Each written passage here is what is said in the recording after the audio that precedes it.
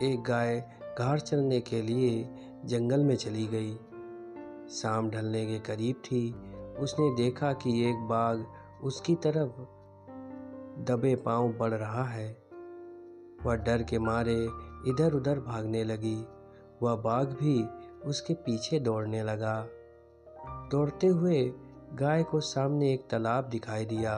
घबराई हुई गाय उस तालाब के अंदर घुस गई। वह बाघ भी उसका पीछा करते हुए तालाब के अंदर घुस गया। तब उन्होंने देखा कि तालाब बहुत गहरा नहीं है। उसमें पानी कम था। वह कीचड़ से भरा हुआ था। उन दोनों के करीब दूरी काफी कम हो गई थी, लेकिन अब वह कुछ कर नहीं पा रहे थे। वह गाय कीचड़ के अंदर धीरे धीरे धंसने लगी थी। वह बाघ भी पास होते हुए उसे पकड़ नहीं पा रहा था। वह भी धीरे धीरे कीचड़ में अंदर धंसने लगा था। दोनों ही करीब करीब गले तक कीचड़ में फंस गए। दोनों हिल नहीं पा रहे थे। गाय के करीब होने के बावजूद बाघ उसे पकड़ नहीं पा रहा था।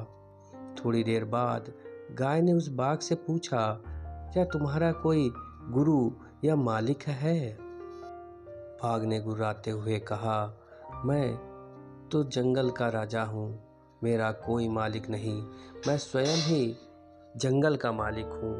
गाय ने कहा, लेकिन तुम्हारी उस शक्ति का यहाँ क्या उपयोग है? उस बाघ ने कहा, तुम भी तो फंस गई हो और मरने के करीब हो। तुम्हारी भी हालत मेरे जैसी ही है। गाय ने मुस्कुराते हुए कहा, बिल्कुल नहीं। मेरा मालिक शाम को घर आएगा और मुझे वहाँ नहीं पाकर वह ढूंढते हुए यहाँ जरूर आएगा और मुझे इस कीचड़ से निकालकर अपने घर ले जाएगा। तुम्हें कौन ले जाएगा? थोड़ी देर में सच में वहाँ एक आदमी आया और गाय को कीचड़ से निकालकर अपने घर ले गया। जाते समय गाय और उसका मालिक दोनों एक दूसरों की तरफ कृतज्ञतापूर्वक देख रहे थे। वह चाहते हुए भी बाघ को कीचड़ से नहीं निकाल सकते थे, क्योंकि उनकी जान के लिए खतरा था। यहाँ पर गाय जो है वह समर्पित हृदय का प्रतीक है।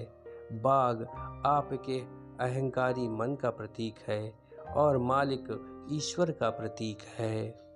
तालाब का कीचड़ यह संसार है और वहाँ दोनों का संघर्ष अस्तित्व की लड़ाई है।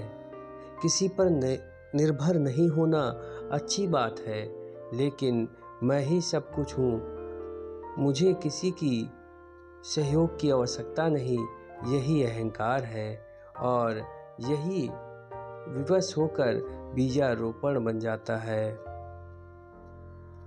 ईश्वर से बड़ा इस दुनिया में सच्चा हितैषी कोई नहीं होता, क्योंकि वही अनेक रूपों से आपकी रक्षा करते हैं, आपका पोषण करते हैं और आपको उचित मार्ग दिखाते हैं। कभी कभी आपने देखा होगा, लेकिन आपको कभी यदि जीवन में कोई ईश्वरीय आभास हुआ है तो आप कमेंट करके ज़रूर लिखें तथा हमारे चैनल को सब्सक्राइब करना ना भूलिएगा।